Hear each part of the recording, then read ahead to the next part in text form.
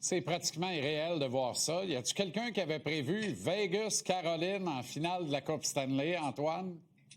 Écoute, Caroline plus, oui, je pense que oui. Moi, j'avais Vegas, mais j'avais pas Caroline pantoute. J'avais Vegas-Montréal. C'est sûr que, tu sais, enlève la partisanerie, puis le fait que, tu sais, des fois, quand on fait nos analyses, ben, tu sais, on pogne pour l'équipe qu'on veut aussi, puis qu'on souhaite voir évoluer. Est-ce que je suis surpris de voir la Caroline jusque-là? Non. Parce que, écoute, ils ont eu une bonne saison, ils ont eu une saison remarquable, puis ils jouent d'une certaine manière qui leur posait toujours défaut en séries éliminatoires. Mais là, ils ont tellement pas joué en séries éliminatoires, Jean-Charles, que, écoute, là, ils arrivent plus frais que jamais en finale de la Coupe Stanley. Donc là, il te reste 7 matchs maximum à ta saison. Tu sais, quand tu es un joueur de la Caroline, il y a de quoi être positif. Donc, moi, je pense qu'ils ont une bonne chance, mais je vois quand même Vegas 106. Ah, ça serait formidable. Pour un gars, notamment, Dominique Ducharme. Mais on aura l'occasion d'y revenir certainement. Es-tu remis de tes émotions avant qu'on aille dans le bleu, blanc, rouge vif du sujet, là? Ça a été toute une ride, là. Pour vrai, Jean-Charles, là, ça a été phénoménal. Là. De pouvoir accompagner le monde, puis tu sais, on est dans le salon des gens, puis on est privilégié de le faire, puis c'est le fun. Puis écoute, je l'ai dit sur les réseaux sociaux, on a vraiment une belle équipe. Puis tu sais, quand on est en onde, on le fake pas, on a du fun. Elisabeth, Maxime, Félix, Pat, Anthony que tu viens d'avoir. Tu sais, c'est une bonne gang, c'est une gang qui s'est serrée. Puis écoute, on a bien eu du plaisir, on a travaillé fort, mais on a aussi eu du plaisir à suivre l'équipe. On a eu des hauts et des bas. Tellement ça a été long, le parcours séries éliminatoires, Jean-Charles, je peux te faire un classement du niveau d'intensité des partisans du Canadien à domicile, tu sais, pour te dire là, à quel point c'était intense, mais des fois, ça variait un peu. Ce match-là, c'était bon. Ce match-là, le monde était nerveux, ça parlait moins, c'était stressant. Bref, ça a été tout qu'un privilège de pouvoir le faire. Et puisque que tu parles de ça, là... Tu parles de cette équipe et de la force de cette équipe et de comment nous sommes animés, en fait, de cet esprit de franche camaraderie puis de donner du plaisir aux gens. Tu es au cœur de ça. Je prends quelques secondes pour le préciser parce que je te regarde aller et je te vois au milieu de tout ça, très inclusif, toujours avec le bon mot pour tout le monde, une bonne pensée pour tout le monde, que ce soit une chaise de plus pour avoir une vue sur le match, que ce soit un bon mot tout court.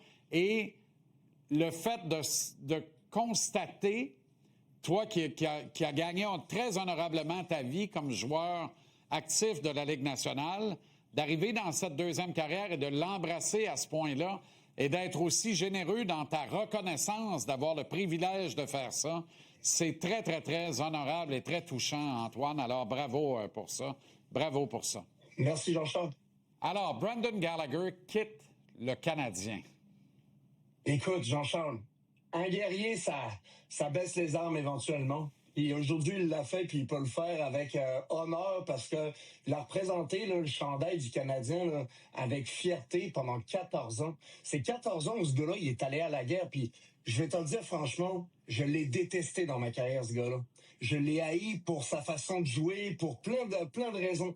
Mais je me rappelais toujours une chose que quand je l'affrontais, c'est que si je l'avais dans mon club, je l'adorerais. Pourquoi? Parce que c'est un vrai, il travaille fort, il va devant le filet, il marque des buts. Puis ça a été un gars que tout le monde a décrié. Ouais, mais c'est un gars qui est surpayé.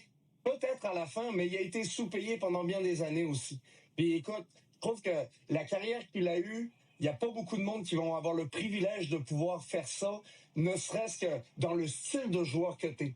Souvent, là, les joueurs, c'est des Nick Suzuki, des Cole Caulfield qui ont l'opportunité de représenter le Canadien aussi longtemps. Je vais même plus loin, la même équipe aussi longtemps. Donc, il l'a fait avec brio. Puis, écoute, il n'a pas à rougir du fait qu'il a été dans les estrades à la fin.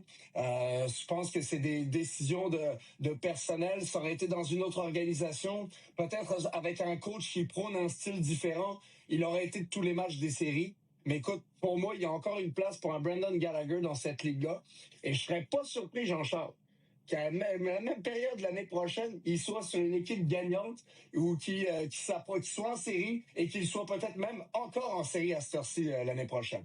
C'est un point tellement intéressant parce que le style prodigué et mis de l'avant par Martin Saint-Louis ne lui sied pas nécessairement à ravir, mais il y a plein d'autres équipes dans la Ligue nationale qui vont accueillir un gars comme 100%. Ça à bras ouverts. Puis je pense à un de tes anciens 100%. Clubs, les Canucks de Vancouver. Il a eu une carrière phénoménale avec les Giants dans le junior là-bas. C'est un fit naturel. Bon, on le reverra pas en série si c'est le cas l'an prochain.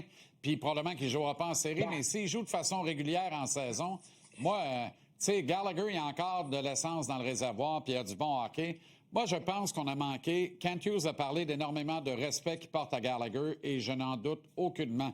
Mais je pense que, comme organisation, et probablement le coaching staff, là, et Martin Saint-Louis en tête, on a manqué un peu à une obligation élémentaire de respect envers Gallagher, de ne pas lui permettre de jouer.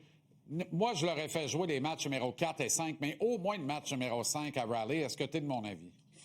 Ben écoute, c'est sûr que j'aurais aimé ça voir dans l'alignement. Pourquoi? Parce qu'on manquait de caractère à un moment donné. Excuse-moi. Je veux pas dire caractère, mais on manquait de joueurs qui foncent au filet. Puis ça a manqué dans ces matchs-là. Puis vois-tu, dans les matchs contre Tampa Bay, quand on l'a réintégré, il manquait ça. Puis c'est une équipe rapide, Tampa Bay, là, quand même. Là. Puis on l'a inséré quand même dans l'alignement. Puis qu'est-ce qu'il a fait? Il est allé nous chercher un but, ce maudit-là. Puis il n'a pas joué longtemps, puis il l'a fait. Est-ce qu'il aurait pu aller chercher un autre but important dans cette série-là pour décoller le match? Peut-être pas, mais il reste que le coaching staff a décidé que c'était pas le cas. C'est toujours dommage pour un joueur. Puis c'est pour ça que tu joues tous tes matchs à 100%. Puis ça a toujours été mon mantra dans ma carrière aussi. Tu sais jamais quand ça va s'arrêter. Puis dans son dernier match de série, il ne savait pas nécessairement quand ça allait, son dernier match dans l'uniforme du Canadien. Il savait que ça s'approchait, mais tu le sais jamais jusqu'à temps que tu le vives. Puis il l'a vécu, puis j'espère pour lui qu'il a eu le temps de dire au revoir à la scène pareil. Parce que des fois, tu n'as pas le temps de le faire. Le temps des choses, ça va vite. Puis là, tu penses au prochain match, tu penses que tu vas être dans l'alignement, puis pouf, t'es plus là. Puis ça vaut pour un vétéran. Ça vaut pour un jeune, ça vaut pour un vétéran, jeune vétéran aussi dans la Ligue. Tu sais jamais quand ça va s'arrêter. Donc, profites-en, mais laisse jamais l'opportunité de dire à quelqu'un « Tu t'es fait sortir de l'alignement parce que tu travaillais pas assez fort. » Exact. Bilan du management, tu as senti dans le discours de Jeff Gorton que les choses sérieuses commencent, Antoine? Ben écoute, c'est clair qu'on s'attend à ce que ça bouge éventuellement, mais cette équipe-là, puis c'est normal qu'ils y aillent de ponctuation, puis qu'on veut pas mettre vraiment l'accélérateur, du moins dans ce qu'on dit aux médias. Parce que, écoute, si Jeff Gorton se peinture dans le coin puis qu'il dit « C'est sûr que l'année prochaine, je veux un joueur de centre numéro 2 », les gars qui en ont à donner, ils le donneront pas gratuitement. Donc, c'est sûr que lui, il y a une game comme ça. Puis, tu sais, un gars comme Kent Hughes, c'est des gars qui lisent les médias. Ils vont regarder qu'est-ce qui se passe. Quand ils vont appeler, mettons, un autre directeur général, ils vont faire un backup. Ils vont regarder ce qui a été dit pour être sûr qu'il n'y ait pas un angle à avoir. Donc, il n'a pas laissé la place à ce qu'il y ait un angle à avoir. Ça, c'est certain. On allait même présager que l'année prochaine, ça allait être un petit peu moins bon. Bref, écoute, on s'est pas peinturé dans le coin, pas à peu près hier. Ben oui, mais cette gestion-là, cette organisation-là est pas assez maître dans l'art de gérer les attentes. Tu sais, Hughes qui dit, là tu rejoins exactement mon point par rapport à Kent Hughes qui dit, oui, on est allé en troisième ronde, mais on était à un but encaissé de se faire éliminer en première ronde. Alors, tu sais, eux autres, ils regardent ça puis ils ont le vertige, là. 106 points, plus 3 rondes de série, ils savent que tout le monde s'attend à la même chose, voire mieux, l'an prochain. Peut-être que dans leur boule de cristal, ils disent « Ouais, ça va être un peu compliqué. On ne résoudra pas toutes les énigmes qu'on a à résoudre au cours du prochain mois. » Quoique, ils doivent se mettre à l'ouvrage. Je t'ai eu de parler maintenant. Puis Jean-Charles, tu le sais qu'il y a des joueurs qui ont connu leur meilleure saison en carrière. Tu n'es jamais à l'abri de faire un pas de recul. C'est ça qu'il voulait dire quand il disait ça aussi. OK, Antoine, merci infiniment. On se reparle très bientôt. Bonne soirée, mon ami.